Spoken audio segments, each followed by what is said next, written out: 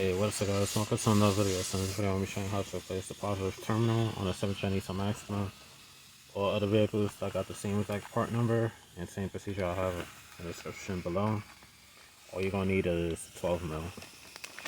So I got a new one from Nissan, part number 243407F003.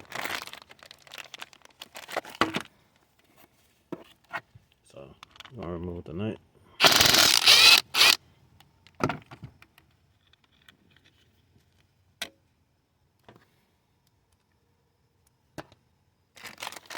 And get out of here.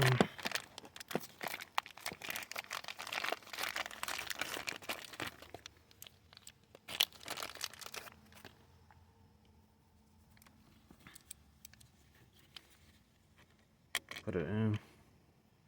You can clean this with a wire wheel, whatever, but I'll be replacing this too in the upcoming video.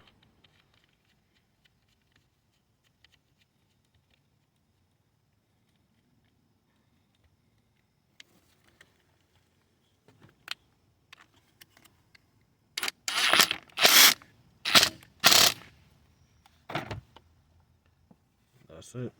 Like, comment, subscribe. See you on the next one. Peace.